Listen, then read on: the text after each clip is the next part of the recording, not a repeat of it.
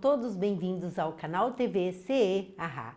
Antes de iniciarmos o programa de hoje, clique em gostei, compartilhe, se inscreva no canal para ajudar a divulgar os seus conteúdos.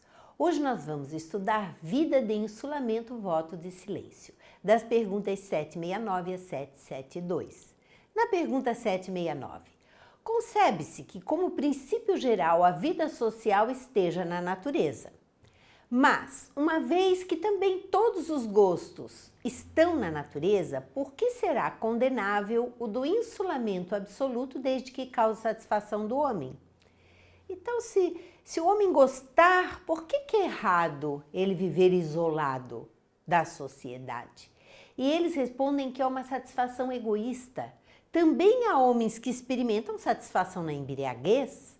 Merece isso aprovação?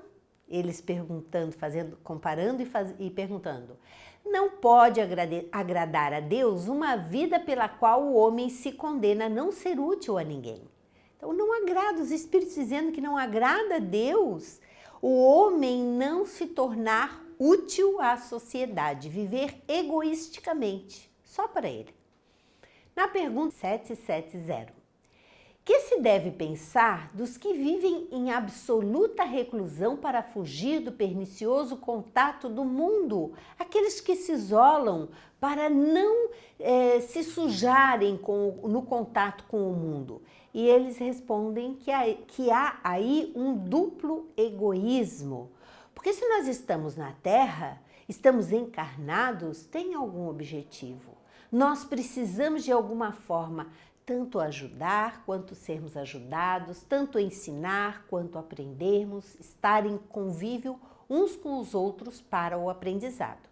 Na pergunta 770A, mas não será meritório esse retraimento se tiver por fim uma expiação, impondo-se àquele que o busca uma privação penosa? Uma pessoa que tenha, por exemplo, uma grande culpa, se sinta muito culpado e resolve se isolar do mundo para ele mesmo se penalizar, deixando os seus entes queridos e vivendo egoisticamente, isoladamente. E eles respondem que fazer mais bem do que o mal feito é a melhor expiação. Se a pessoa errou, se cometeu o mal, ela que procure fazer o bem e fazer muito mais o bem do que aquele mal que foi praticado, porque aí ele vai estar realmente fazendo algo bom, vai estar expiando o seu erro.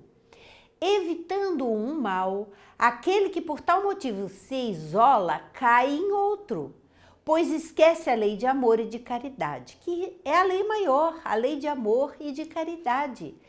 Nós precisamos estar constantemente exercitando a nossa capacidade de amar, o bem que possamos fazer àqueles que estão à nossa volta, porque é nisso que nós aprendemos, que nós crescemos, é aí que nós realmente vamos nos desenvolver. E não nos isolando para não errarmos mais, não.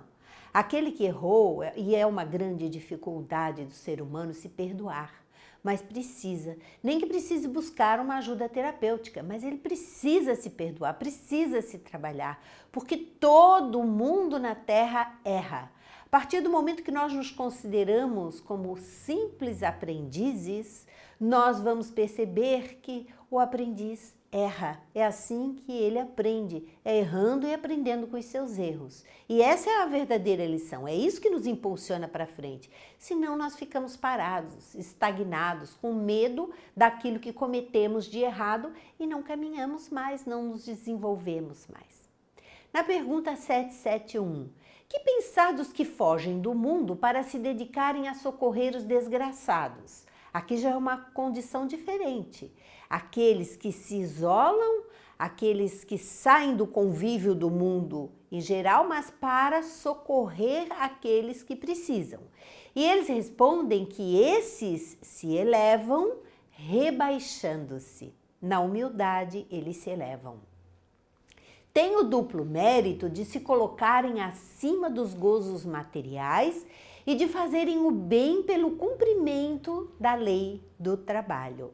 Esses, então, que se dedicam, que esquecem da própria vida para se dedicar aos outros, esses se elevam muito mais rapidamente, porque eles se doam através do trabalho, através dos benefícios que ele espalha pelo mundo, ele está se doando e ascendendo espiritualmente. Na pergunta 771A, e dos que buscam no retiro a tranquilidade que certos trabalhos reclamam? Às vezes precisamos desenvolver algum tipo de trabalho e precisamos nos retirar para desenvolver esse trabalho. E eles respondem que isso não é o retraimento absoluto do egoísta. Esse tipo de retraimento, de isolamento, não é o do egoísta. Tais homens não se isolam da sociedade porquanto para ela trabalham, que são aqueles que estão trabalhando pela sociedade, mas que precisam de um tempo isolados até para poderem trabalhar pela sociedade, sem contar aquele tempo que nós precisamos de vez em quando nos recolher para também fazer um balanço de nossas vidas e refletirmos e nos prepararmos para novos trabalhos. Tudo isso são tempos preciosos, sim, não são tempos jogados fora. O tempo que eles dizem que é um tempo egoísta é aquele que não quer o benefício da sociedade, não está se preparando para se beneficiar na sociedade, não está se dedicando a algo bom, nem ao seu aprendizado, nem ao seu desenvolvimento espiritual, está simplesmente ou por medo ou por qualquer outro objetivo egoísta, se isolando de conviver com os outros. Na pergunta 772, que pensar do voto do silêncio prescrito por algumas seitas, desde a mais remota antiguidade? O voto do silêncio, o que pensar disso? E eles respondem da seguinte forma: perguntai antes a vós mesmos se a palavra é faculdade natural e por que Deus a concedeu ao homem. Por que Deus concedeu ao homem a palavra se a pessoa faz o voto do silêncio? Deus condena o abuso e não o uso das faculdades que lhe outorgou. Entretanto, o silêncio é útil, pois no silêncio pões em prática o recolhimento. Teu espírito se torna mais livre e pode então entrar em comunicação conosco.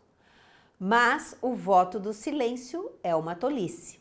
Sem dúvida, tem boa intenção os que consideram essas privações como atos de virtude.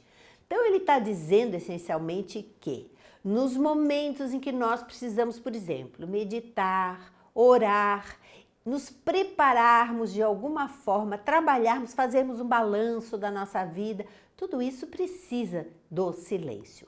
Mas o voto do silêncio, aquele que escolhe não falar, aqui eles estão considerando algo contra as leis de Deus.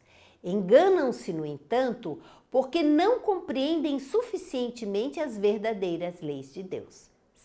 É o que os Espíritos nos dizem, que a lei de Deus é a lei da fala. Então nós precisamos sim educar a nossa fala, aquilo que nós falamos, isto sim. Não é não falarmos, escolhermos não falar, é escolhermos o que falar. De que modo falar. Isso é o que nós precisamos fazer porque somos seres deseducados espiritualmente. Nós precisamos estar constantemente nos avaliando o nosso comportamento. Porque nós nos ressentimos com muita facilidade do que os outros nos falam. Mas nós falamos muitas bobagens que também machucam os outros e não percebemos. Então, nisso consiste a importância do silêncio, para fazermos essa reavaliação. Kardec faz uma nota. O voto de silêncio absoluto, do mesmo modo que o voto de insulamento, priva o homem das relações sociais que lhe podem facultar ocasiões de fazer o bem e de cumprir a lei do progresso. Isso é o que Kardec nos diz, claro. A lei do progresso, ela precisa estar, que nós estejamos em movimento, em contato uns com os outros e aprendendo uns com os outros. Nós vamos encontrar um artigo interessante na Revista Espírita de julho de 1862 com o título Ponto de Vista. Separei alguns trechos para fazermos algumas reflexões. A experiência dos que viveram vem provar que uma vida terrena inútil ou mal empregada não tem proveito para o futuro e que aqueles que não buscam aqui senão as satisfações materiais pagam muito caro por elas. Nós não podemos estar somente voltados para as satisfações materiais. Nós precisamos perceber a importância da nossa vida aqui na Terra, das experiências que a vida nos traz, para que possamos nos desenvolver espiritualmente. Quer por sofrimento no mundo dos espíritos, quer pela obrigação em que se acham de recomeçar sua tarefa em condições mais penosas que a do passado, tal é o caso de muitos daqueles que sofrem na Terra. Então, as pessoas vão sofrer, seja lá no mundo espiritual, seja aqui na Terra, por essa inércia, por essa não convivência no plano material com os nossos irmãos encarnados. Assim, considerando as coisas deste mundo do ponto de vista extracorpóreo, como se estivéssemos no mundo extracorpóreo, longe de ser estimulado à despreocupação e à ociosidade, o homem compreende melhor a necessidade do trabalho. Essa necessidade tem sua razão de ser, sua utilidade e ele a aceita sem murmurar, pois compreende que sem o trabalho ficaria indefinidamente na inferioridade e privado da felicidade suprema a qual ele aspira, e que não poderia alcançar se não se desenvolver intelectual e moralmente. Daí a importância do trabalho, daí a importância dessa troca, daí a importância da convivência. Esse ponto de vista tem para o homem outra consequência imediata e imensa. É a de lhe tornar mais suportáveis as tribulações da vida. É muito natural e ninguém o proíbe de buscar o bem-estar e de passar o mais agradavelmente possível a sua existência aqui na Terra. Os Espíritos nos dizendo que sim, nós devemos buscar, nós temos direito a horas de lazer, a horas de descanso, nós temos o direito de buscar o conforto para que possamos ter uma vida mais agradável aqui na Terra. Mas, sabendo que aqui está apenas momentaneamente e que um futuro melhor o aguarda, pouco se atormenta com as decepções que experimenta. E vendo as coisas do alto, ele toma seus reveses com menor amargor. Fica indiferente às embrulhadas de que é vítima por parte dos ciumentos e invejosos. Reduz a seu justo valor os objetos de sua ambição e coloca-se acima das pequenas suscetibilidades do amor próprio.